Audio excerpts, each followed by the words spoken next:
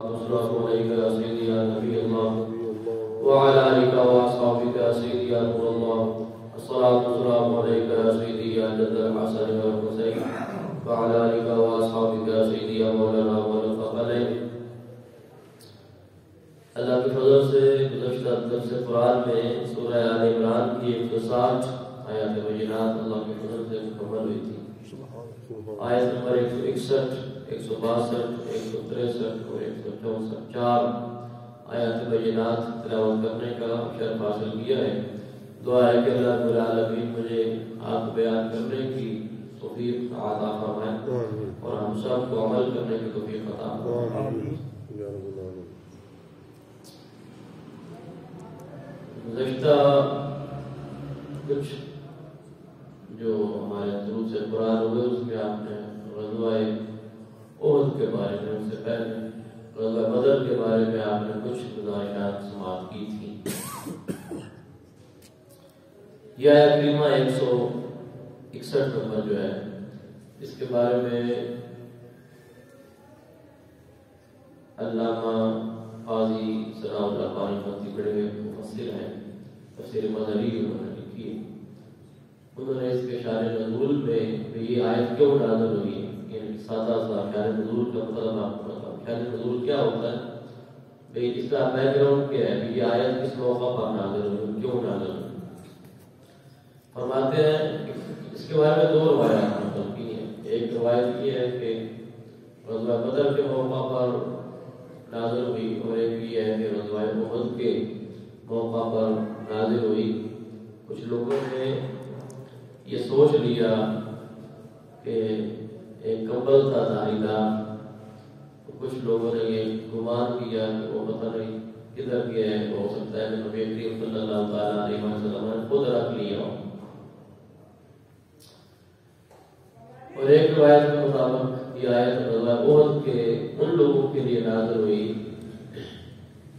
جن کو ایک جگہ پہ کھڑا کیا تھا نبی کریم صلی اللہ علیہ وسلم نے، اور پھر جب مال غنیمت باقی صحابہ اکٹھا کرنے لگے انہوں نے سوچا کہ کہیں ایسا نہ ہو کہ اللہ کے نبی صلی اللہ علیہ وسلم یہ اعلان فرما دیں کہ جس کو جو کچھ ملا ہے وہ اسی کا ہے، اور کہیں ہم محبوب نہ ہو گئے مال غنیمت سے،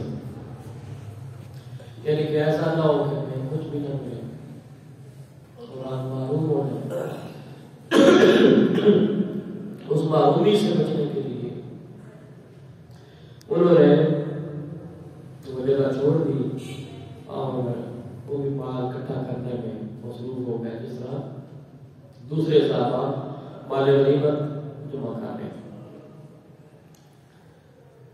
تو اس موقع پہ اللہ رب العالمین نے یہ آیت اللہ پاک فرماتا ہے کہ وَمَا كَانَ لِنَبِيٍّ أَن يَغُلَّ،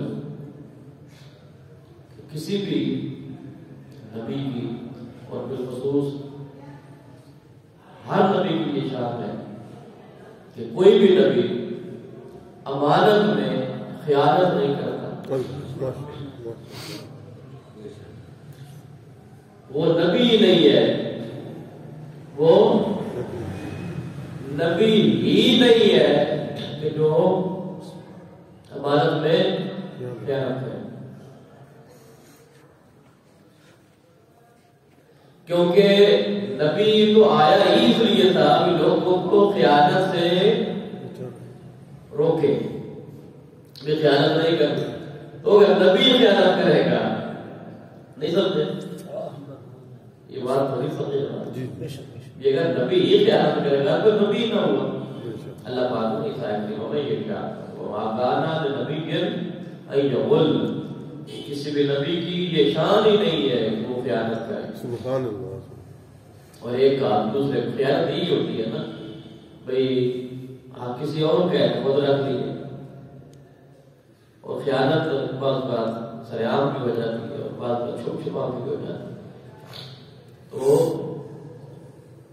وَمَا كَانَ لِنَبِيٍّ أَن يَغُلَّ، کسی نبی کی یہ شان نہیں ہے کہ وہ خیانت کرے. اور فرمایا وَمَن يَعْمَلْ، اور جو بندہ خیانت کرتا ہے یا جو خیانت کرے گا اور کسی کا حق مارے گا تو خیانت بھی بنیادی طور پہ کسی کا حق کھانا ہے. یاد رکھے یہ بڑا بنیادی نقطہ ہے. کوئی بھی کام جھوٹا لے لے، خیانت لے لے یا گلا شکوہ، کوئی بھی برائی جو ہے اس کی بنیادی جڑ ایک ہی ہے کہ کسی کے حق پہ نجائز قبضہ کرنا. اسی لیے گروپ ہوتے ہیں، اس لیے خیانت ہوتی ہے، اس لیے گلا شکوہ ہوتا ہے. یہ سارے معاملات اس لیے ہوتے ہیں کہ اس کا حق ہے اس کو دینا نہیں ہے، یا اس کا حق ہے اس کو دینا ہے. لیکن دو نمبری اور فراڈ اور دھوکے کے لیے ہی سارے یہ بنیادی طور پہ یہ چیزیں. فرمایا وَمَن يَعْمَلْ، جس نے کسی بھی عمل میں، کسی بھی چیز میں، کسی بھی امانت میں خیانت کی تو وہ قیامت کے دن اس حال میں آئے گا، یاتی، وہ آئے گا قیامت کے دن بما غل یوم القیامہ، جو اس نے خیانت کی ہے تو قیامت کے میدان میں وہ اس مال کے ساتھ اللہ کی بارگاہ میں ٹھیک ہے، کہ وہ کہیں چھپ نہیں پائے گا، جو چھپنے کی جگہ نہیں ملے گی. تو لہذا خیانت جو ہے یہ کسی بھی ایماندار کی بھی شان یہ بات نہیں ہے. اور میں سنت توفا کل نفس ما کسبت وهم لا یظلمون، اور پھر دیا جائے گا ہر نفس کو، ہر جان کو، ہر انسان کو جو کچھ ما کسبت، جو اسے کمایا ہے، وهم لا یظلمون، اور وہ ظلم نہیں کیے جائے گا. یا کہ کسی بھی انسان کے ساتھ اللہ رب العالمین ظلم زیادتی نہیں فرمائے گا. اس نے جو وہ ہے نا فَمَن يَعْمَلْ مِثْقَالَ ذَرَّةٍ خَيْرًا يَرَهُ وَمَن يَعْمَلْ مِثْقَالَ ذَرَّةٍ شَرًّا يَرَهُ. جس نے ذرہ برابر بھی نیکی کی ہے اس کا اجر بھی اسے ملے گا، اور جس نے ذرہ برابر برائی کی ہے تو اس کا اجر بھی اس کو ملے گا. اللہ. تو یہ خیانت کے متعلق آیت کی بات ہے.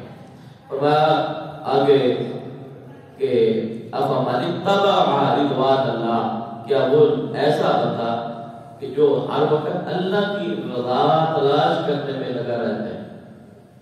ایک ایسا بندہ ہے کہ جو ہر وقت کیا کرتا ہے، اللہ کو راضی کرنے میں لگا رہتا ہے، اللہ کی رضا حاصل کرنے میں لگا رہتا ہے.